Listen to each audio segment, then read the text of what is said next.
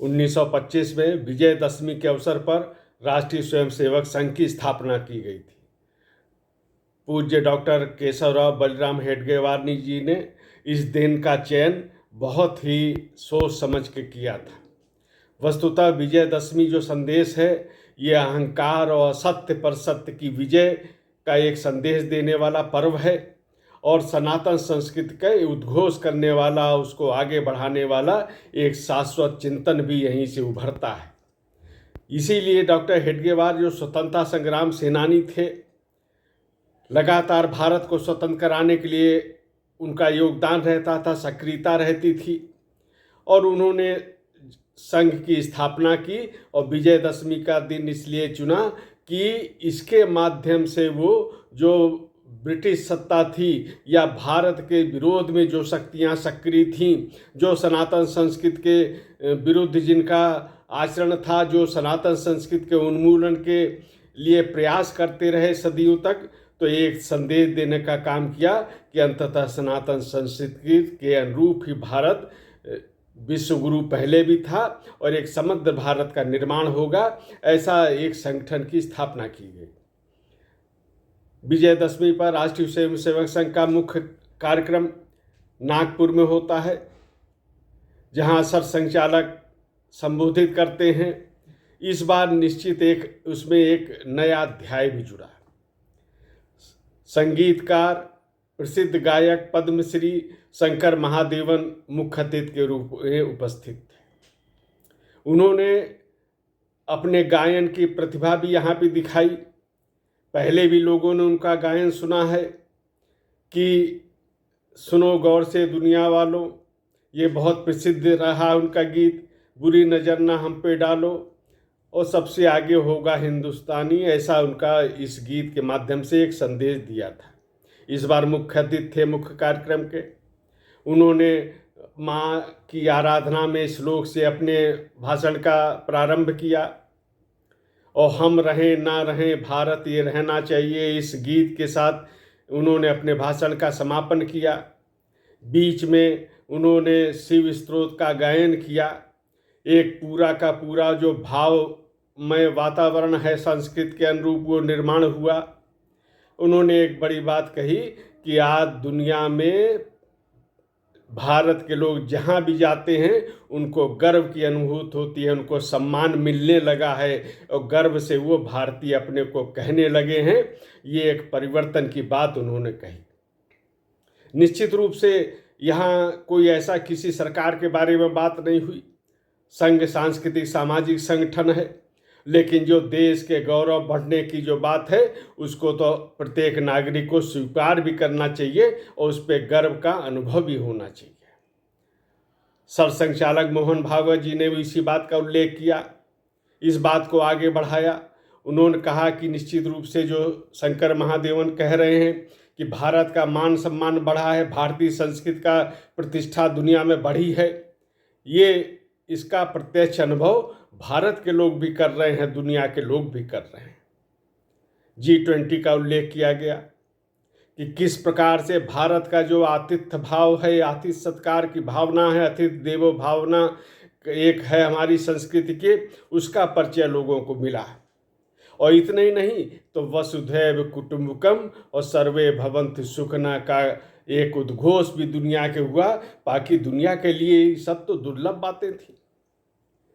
इन्होंने अपनी जो एकता कायम की, किसी ने उपासना पद्धति के आधार पे, मजहब के आधार पे, भाषा के आधार पर, भौगोलिक सीमा के आधार पर, इस आधार पे अपनी एकता कायम की, लेकिन इसके बाद भी उनमें दुनिया में आज तनाव की स्थिति है, संघर्ष की स्थिति है। सभ्यताओं का संघर्ष तो सदियों सदियों तक चलता रहा है, समाधान नहीं निकल रहा है। आज दुनिया में चाहे वो तनाव के कारण हो, हिंसा के कारण हो और या फिर प्रकृति के जो दुष्परिणाम उसके पर्यावरण के संतुलन को बिगाड़ने के हो रहे हैं, उसका भी दुनिया सामना कर रही है। विकसित देशों के पास इन समस्याओं से उबरने का कोई रास्ता ही नहीं है, कोई विचार ही नहीं है।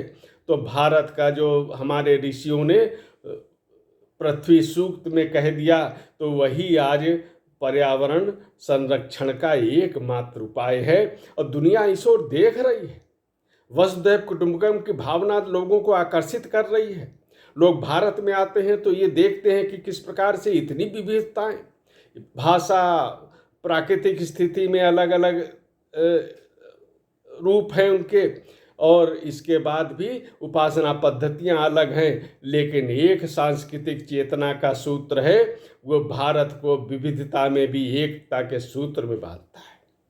आज दुनिया अपनी समस्याओं का समाधान के लिए भारत की तरफ देख रही है, लेकिन जैसा सरसंघ चालक जी ने भी कहा कि दुनिया और प्रभावित हो, हमारे तरफ से मानवता का कल्याण हो, इसके लिए भारत को पहले अपनी समस्याओं का समाधान करके दिखाना होगा, और समस्याओं के समाधान करने की दिशा में भारत बढ़ भी रहा है। मणिपुर का उन्होंने खास तौर पर उल्लेख किया। सदियों से यहाँ पे समस्या चल रही थी, तनाव था, हिंसा थी, सेना तक को गोली चलानी पड़ी, ऐसी भी स्थितियाँ आई।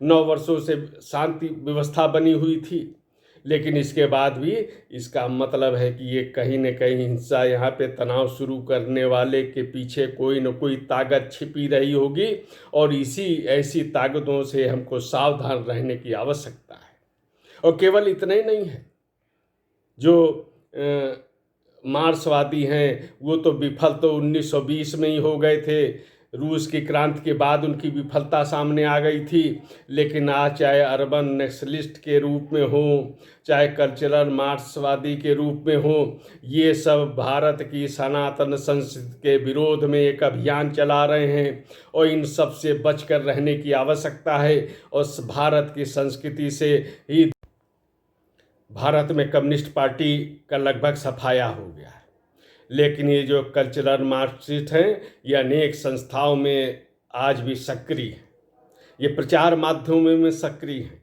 इनका लोग लाभ उठाते हैं, चाहे चीन के हों चाहे कुछ और बाहरी शक्तियाँ हों, लाभ उठाती हैं, दुष्प्रचार में लगी रहती हैं। वो संस्कृत के विरोध में आचरण करना उनकी विशेषता है, और वो लोग भारत के संस्कृति को नुकसान पहुंचाने का काम कर रहे हैं, और यही इन्हीं लोगों से आज सावधान रहने की आवश्यकता है, बच के रहने की आवश्यकता है। ये जो इस तरह की सांस्कृतिक जो विकृति को फैला रहे हैं, उससे भारत को बचाने की आवश्यकता है। इनका प्रभाव दूर तक हो गया है, इनके नाम पे कुछ ये एक प्रकार से विमर्श चलाते हैं, और इनके विमर्श में केवल भारत का विरोध मुख्य उद्देश्य रहता है।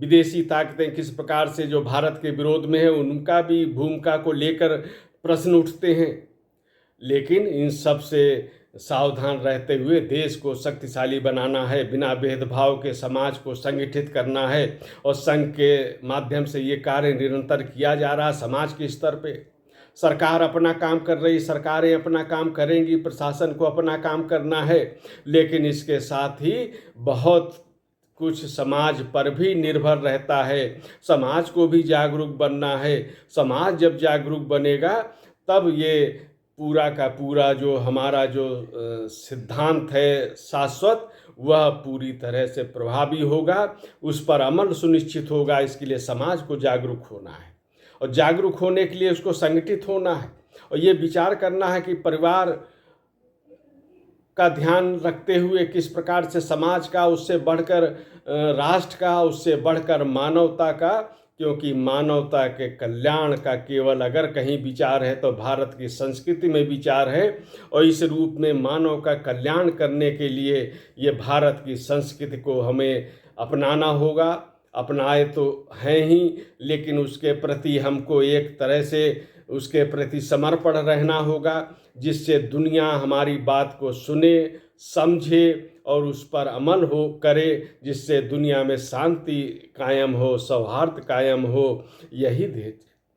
संघ चालक जी ने एक बात और भी कही कि भारत सुजलाम सुफलाम देश रहा है, तमाम हमारे यहाँ पे प्राकृतिक सुविधाएं संसाधन रही हैं, जीवन यापन के लिए संघर्ष की स्थिति जो दुनिया में अन्य हिस्सों में थी वो हमारे पास नहीं थी, और इसीलिए हमारी मनीषा ने, हमारे ऋषियों ने जो था वो सत्य की खोज की और सत्य को सनातन रूप में उन्होंने सबके सामने रखा और ये सदा सर्वदा प्रासंगिक रहने वाला है, शाश्वत है, आज भी उतना ही प्रासंगिक है।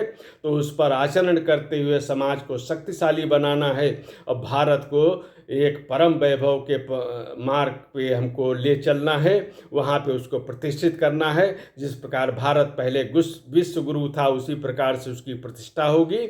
इस दिशा में संघ निरंतर कार्य कर रहा है। शंकर महादेवन ने भी कहा कि किस प्रकार हम देखते हैं कि भारत के में जहाँ भी कोई दैवीय आपदा अथवा कोई संकट आता है तो संघ के स्वयं सेवक वहाँ पे मौजूद रहते हैं, सेवा कार्य में संलग्न रहते हैं, निस्वार्थ भाव से काम करते हैं।